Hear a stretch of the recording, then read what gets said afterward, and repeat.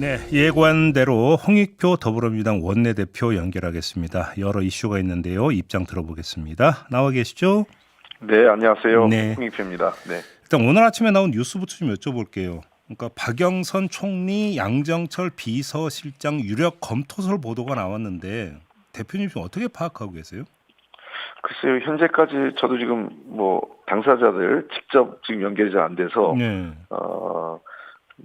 얘기를 해봤지만 주변에서 얘기는 아직까지 확정적으로 당사자한테 그 제의하거나 이런 것 같지는 않습니다. 아마 대통령실 주변에 네. 일부 그 아이디어 차원에서 특히 총리 후보자 같은 경우는 국회 비준을 받아야 되지 않습니까? 네. 인준을 받아야 되기 때문에 그래서 국회 통과 여부를 보다 보니까 야권 성향 인사를 찾으면서 아마 그 거론이 좀 된 것 같은데 현실화될지는 좀 봐야 될 것 같습니다.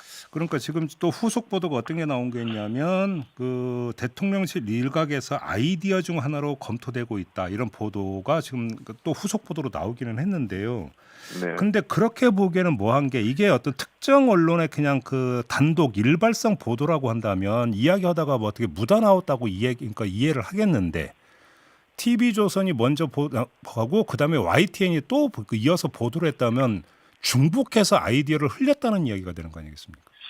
이제 두 가지로 볼 수 있는데요. 예. 그 이제 복수의 언론과 어떤 자리에서 그러니까 통상 대통령실 관계자나 또는 여권의 핵심 인사들이 접촉하면서 이게 그 같은 자리에서 복수의 언론이 있으면서 네. 흘려나왔을 수 있고요. 예. 그 두 번째는 어떤 의도를 갖고 있다면 네. 실제로 이 사람들에 대한 이 언론이 흘려서 정치권의 반응이나 또는 여론 동향을 한번 살펴보려는 그런 의도가 있었던 것도 아닌가 이런 두 가지를 답을 봐야 될 것 같습니다. 여론 떠보기 차원. 그렇습니다. 네. 일단 지금 민주당 차원에서는 뭐 사전에 귀뜸을 받거나 뭐 협의를 해오거나 이런 거 전혀 없었던 거죠. 예, 전혀 없었습니다. 당사자 예를 들면 한 분 같은 경우는 전혀 자기도 들은 바가 없다고 하는 분이 있었어요. 세 분 중에 한 분은. 예. 그래요.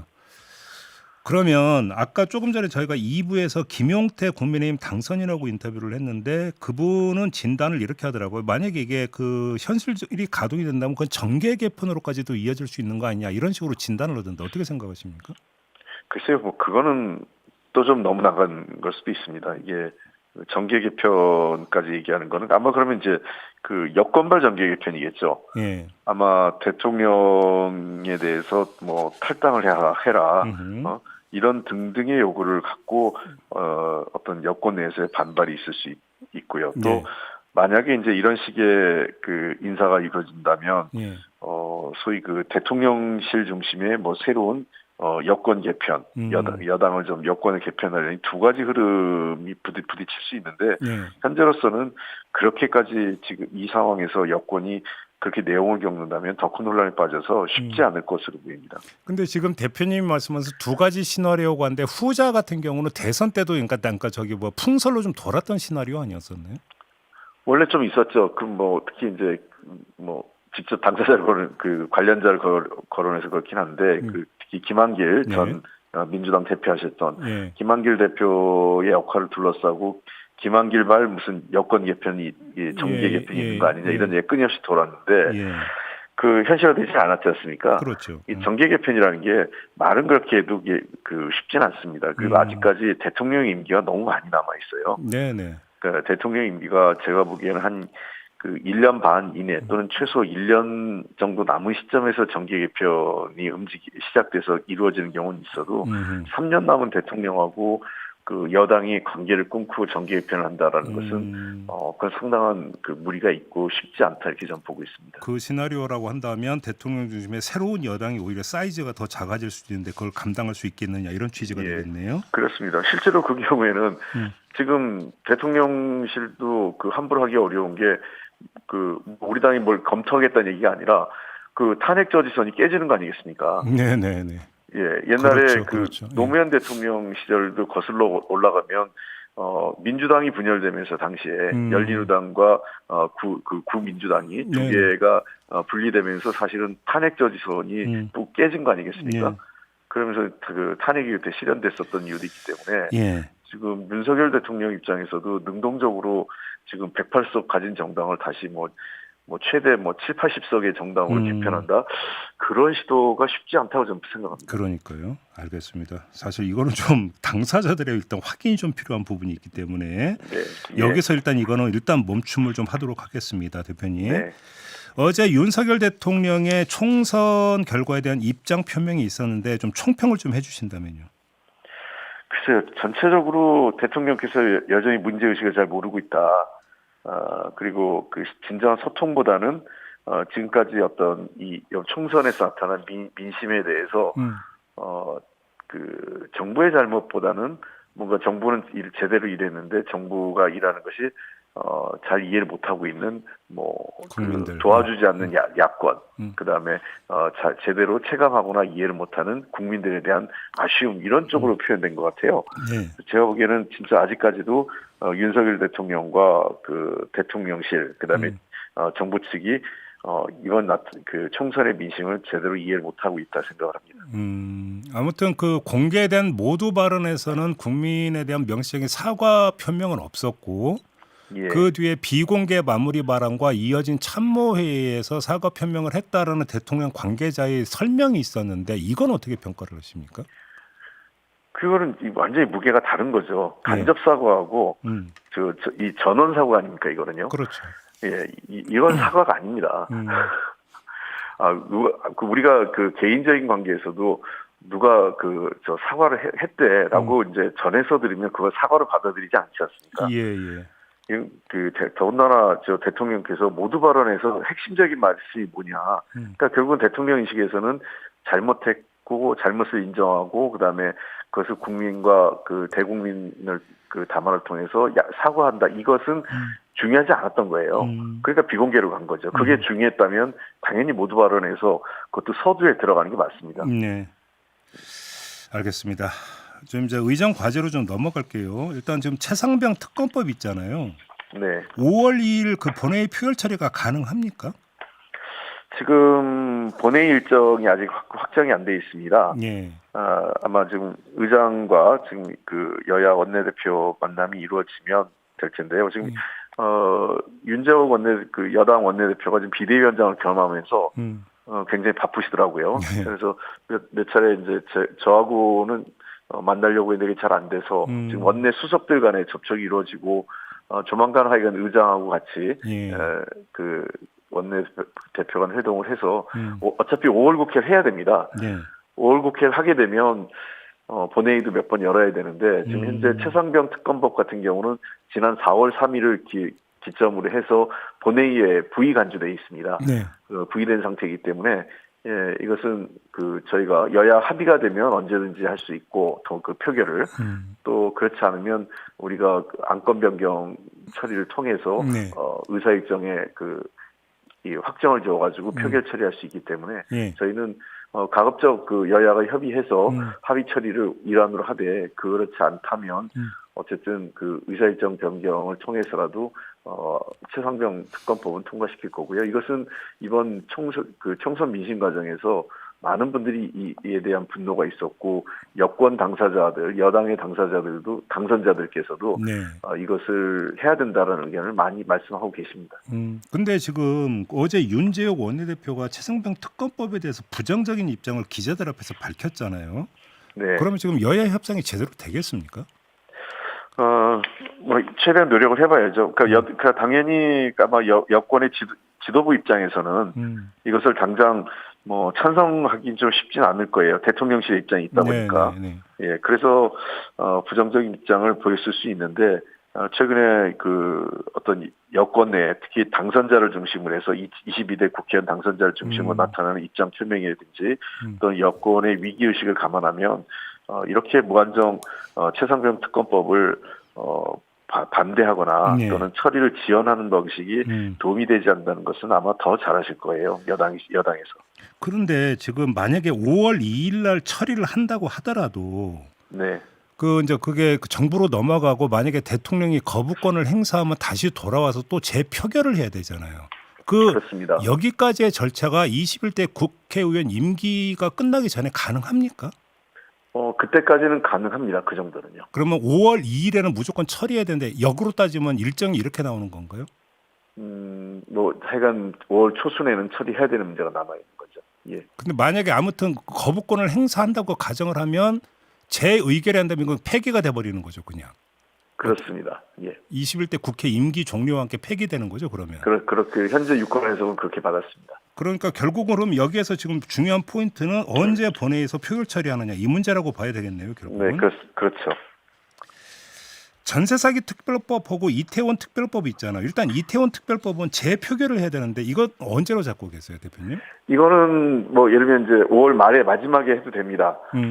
지금 이태원 피해 유가족분들하고도 상의를 하고 있고요. 예. 유가족분들께서는 어쨌든 여야가 좀 협의해서 원만하게 처리했으면 좋겠다라는 입장을 갖고 계시기 때문에 네. 마지막까지 협의를 해보고 네. 최종적으로 마지막 본회의 정도에는 재의결 처리를 할 생각이고요. 네. 전세사기 특별법 같은 경우는 사실상 이번 첫 번째 본회의에서는 본회의 안건으로 지정을 하는 절차를 먼저 밟고 통상적으로 그 다음 본회의 이루어지기 때문에 네. 이게 재의결까지 만약에 거부권을 쓴다면 재의결까지 가기는 어떨까 이런 부담은 있습니다. 그래서 예. 근데 전세사기 특별법도 지금 여야가 좀 계속 협의 중이기 때문에 네. 이 문제에 대해서는 조금 더 여당의 전향적 입장을 이끌어내기 위해서 노력 중에 있습니다. 알겠습니다. 이 문제도 좀 여쭤볼게요. 어제 저희가 고민정 최고위원하고 인터뷰를 했는데 법사위원장 자리도 민주당이 맡아야 된다고 이렇게 지금 이야기를 했고 어제 그게 상당히 네. 뉴스가 많이 됐는데 대표님도 같은 견해신가요? 뭐 저는 원칙적으로 그게 필요하다고 생각을 합니다. 예. 왜냐하면 우선은 21대 국회에서 특히 하반기 국회가 전혀 작동이 되지 않은 이유 중에 하나가 이 법사위원회 문제가 있었거든요. 그러니까 좀 해제도 너무했다 이런 생각이 듭니다. 예. 법사위원회 사실상 예를 들면 상임위원장의 권한을 갖고 이 법적 절차 입법 과정의 어떤 절차를 좀 지연시키거나 이런 정도가 아니라 거의 뭐 이거는 안 되는 수준으로 만들어놨거든요. 그렇기 때문에 저는 뭐 관련 국회법도 제출에 제시한 바가 있고 예. 이 법사위 자체를 사법위원회로 바꿔서 지금과 같이 어떤 상원처럼 하는 데서 안 된다는 게 기본 입장입니다. 그러나 현재와 같은 상임위 구조라면 법사위원장을 다수 의석을 가진 민주당이 맡는 게 맞고 예. 그게 이번 총선의 민심이라고 저는 생각을 합니다. 또 아울러서 운영위도 역시 국회 운영은 다수당이 책임지는 게 맞다 이렇게 생각하고 운영위원장 자리도 그렇습니다. 그러면 뭐 일부에서는 이제 그런 주장도 하시는 분들이 많이 계세요. 아예 미국처럼 이번 기회에 미국 같은 경우는 상원 모두 다수 의석을 가진 정당이 다 가져가거든요. 상임위원장을. 예, 그야말로 책임 정치인 거죠. 왜냐하면 대통령 선거를 갖고 있는 제도의 특징인데 대통령제하에서 대통령을 가진 정당이 정권을 독점하지 않습니까? 예를 들면 정부 권력을 분점하지 않지 않습니까? 그와 유사하게 견제나 또는 지원한다면 국민의 민의에 따라서 이런 국회 운영도 다수당을 중심으로 재편되는 게 맞다 이렇게 얘기하는 분들 원칙적으로 미국식 방식을 도입하자는 분들도 계십니다. 그런데 지금 그 대표님은 계속 말씀하셔서 원칙적으로라는 점을 강조를 하셨는데 현실적으로는 어떨까요? 글쎄 그건 이제 뭐 다음 원내대표가 원구성과 관련된 협상을 해야 되겠지만 저는 이번 기회에 근본적으로 국회 운영의 틀을 한번 바꾸는 문제에 대해서 아주 신중하게 검토하는 것도 필요하다고 생각을 하고요. 특히 그런 관점에서 뭐 이제 제가 지금 이제 다음 원구성은 다음 원내대표가 해야 되기 때문에 원내대표로서가 아니라 국회의원 홍익표가 개인적인 어떤 경험으로 보면 저는 법사위와 운영위는 이번에는 꼭 민주당이 갖는 게 맞다 이렇게 생각을 합니다. 알겠습니다. 원내 교섭단체 구속 요건을 완화해 주는 방안은 지금 당에서는 검토를 안 하고 있습니까? 그거는 차기 국회에서 협의할 필요가 하는 게 맞다 이렇게 보고 있습니다. 차기 원내대표 선출하면 거기서? 예, 그렇습니다. 그러면 당 차원에서 뭐 최고위원회나 이런 데서 논의된 바는 전혀 없습니까? 이 문제에 대해서는? 네, 그렇습니다. 그거는 현실적으로 21대 국회에서 바꾸긴 좀 그렇고요. 22대 국회에서 지금 국회 운영 관련돼서 좀 개선해야 될 게 많이 있습니다. 윤리특위 문제도 있고, 그다음에 원구성 협상을 지원하는 특히 하반기 같은 경우는 상반기에는 원구성 협상의 법적 절차가 있는데 하반기에는 없거든요. 그러다 보니까 이런 문제도 좀 우리가 반드시 그 개선해야 되는 문제 등등해서 국회 운영과 관련돼서 좀 제도적 개선이 필요한데 그 와중에 이 교수단체 문제도 우리가 살펴볼 문제가 있겠죠. 그리고 교수단체 문제를 단순히 의석에만 의석수를 몇 석을 하느냐 문제가 아니라 네. 교수단체가 하는 역할과 권한 예. 이걸 어디까지 할 거냐 이런 그런 걸 조정하는 문제도 같이 봐야 되는 거기 때문에 단순히 이거를 의석수를 뭐 20석에서 10석, 15석 하는 문제다 이렇게 가는 건 아니라고 생각합니다. 알겠습니다. 자, 이제 21대 국회 임기가 얼마 안 남았는데 그 뒤에 어떻게 활동 계획은 어떻게 잡고 계세요, 대표님? 지금 21대 국회가 그 상임위 제가 내일 우리 당 상임위원장하고 상임위 간사분들을 다 모시고 같이 만날 예정입니다. 네. 그래서 남은 기간 입법이나 관련 상임위에서 우리가 해야 될 주요 쟁점 법안 물론이고 소소한 민생 법안도 많이 있거든요. 네. 그래서 최대한 법안들을 상임위를 가동시켜서 독려하고 그래서 5월 국회를 이제 시작하면 5월 국회에서 입법을 마무리할 생각입니다. 그래서 마지막까지 21대 국회가 여러 가지로 뭐 비생산적이고 정쟁과 소모적 논쟁으로 국민들에게 비판도 많이 받았는데 마지막까지 최선을 다해서 해야 될 일은 하고 끝내는 것이 유종의미를 거두는 것 아니냐 하고 알겠습니다. 그 얘기할 생각입니다. 그 뒤는 좀 다시 한번 인터뷰 모시고 따로 이야기를 좀 나눠보도록 하고요. 오늘 인터뷰는 이렇게 마무리하도록 하겠습니다. 고맙습니다, 대표님.